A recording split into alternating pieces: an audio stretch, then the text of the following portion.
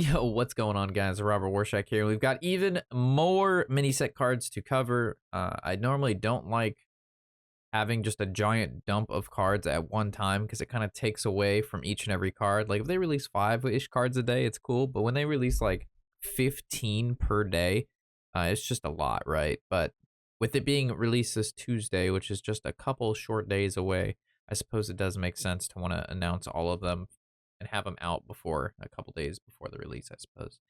First card we're going to be covering is a new Paladin card, 3 mana, 1/5. After you cast a spell on this minion, it gains +2 attack. So obviously goes into some sort of buff deck. I couldn't think of any sort of Paladin buff deck right now. Librams. And it's already, this is contested already with the 3-drop 3/1 that draws a spell from your deck. And it costs like, what, 2 or 3 less? So I don't know if you just play this and that, but we know Librams are rotating, but I can definitely see this card being played until Libram rotates, because a 5 HP 3 mana card is pretty damn good. Especially, like, if you Libram of Wisdom this, and it just goes to like a 2/5, then it goes to the buff, so it becomes a 4/6 for 3 mana. I mean, that's pretty insane, right? So this just seems like a good buff Paladin card. The health is what makes it good. 2 mana, 1/3, Battlecry, discover a holy spell.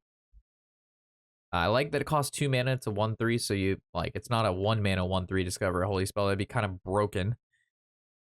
So, seems good though.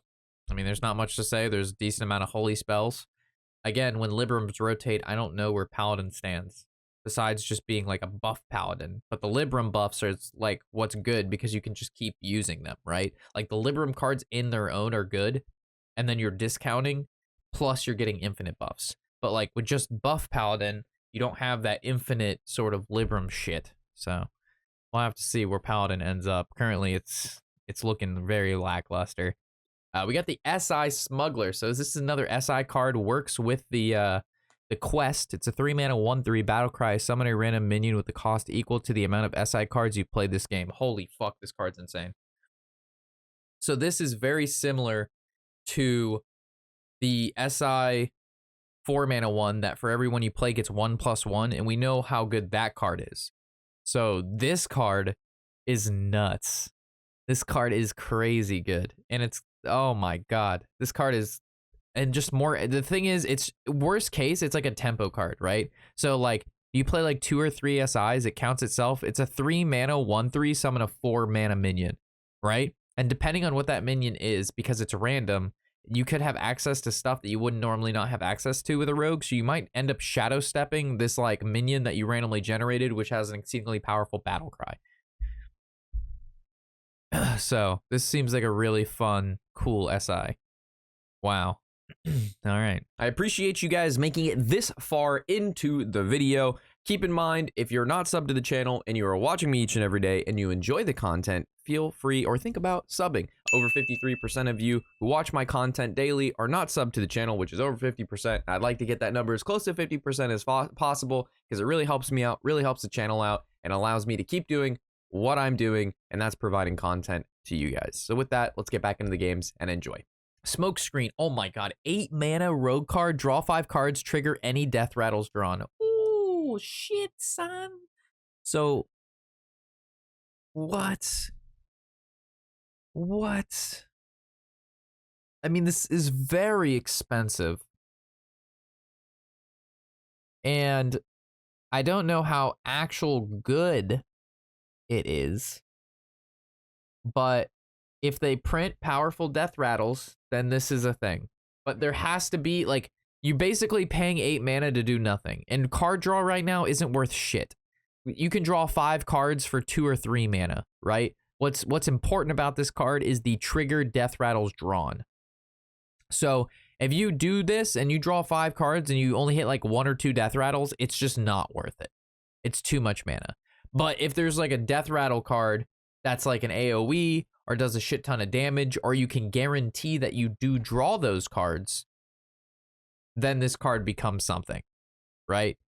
I don't understand what Smoke Screen has to do with like this. Like this just seems like a weird weird name, weird mana cost, weird ability. Like this, the nothing matches up here, to be honest.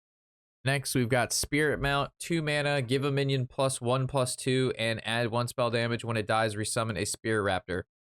Hello? Yo, this shit's crazy. Yeah, so now Shamans go turn 1 Trog, turn 2 Spirit Mount, and then it's a 2/4 with +1 spell damage, and something else comes out of it when it dies. Yo, this shit's insane. This is such a good Shaman card. Wow. This is like an instant put into any burn deck. This is an instant. This is nuts. Yeah, this card is insane. This instantly goes into basically any aggro to mid-range Shaman. Branching Cold, 2 mana, restore 5 health to your hero, reduce the cost of a random spell in your hand by 2, and it's a frost spell. So this is a 0 mana heal 5. It says a random spell. So this doesn't say reduce like a frost spell in your hand. Random spell.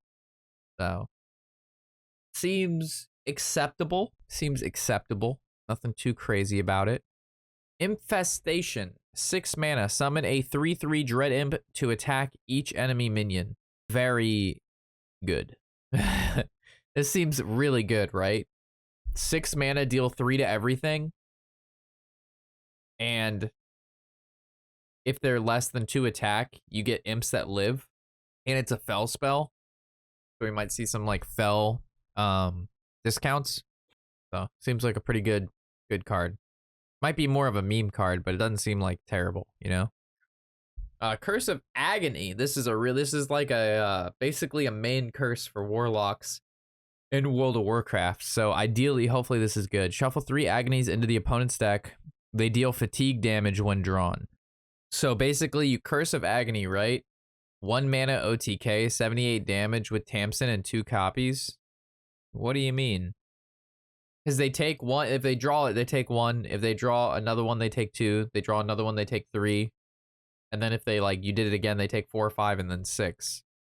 That's nowhere near 78 damage. I think what's important is that when they start taking fatigue, they're already like ahead.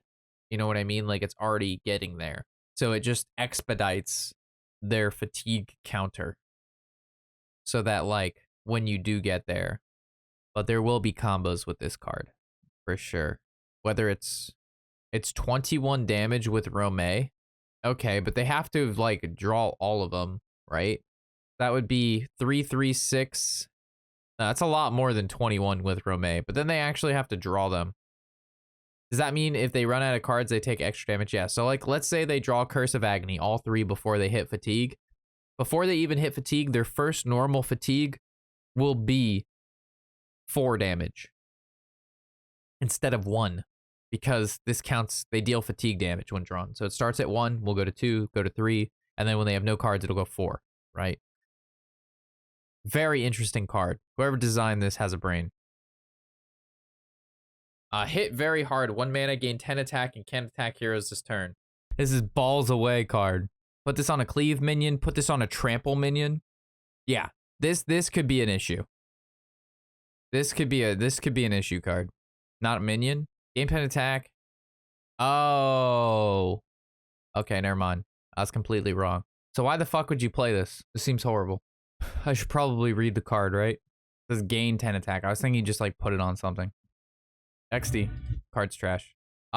So when you would use to kill a Trog, no, because when you use that, the Trog would copy itself. You'd kill one and then one would spawn. The card that you play to kill a Trog has to kill the card immediately. So like gaining attack, like that, it would just summon another Trog because you didn't kill it with the card. Shoulder Trek seems like okay. 1 mana tradable is good, and then like a 2/1 with Rush is good. So it's like, this isn't bad, but like this doesn't excite me. You know what I'm saying? And that's all of them. So we covered all of them. What's good? So good. Battle Victor seems okay. So we have 1, 2, 3, 4, 5, 6.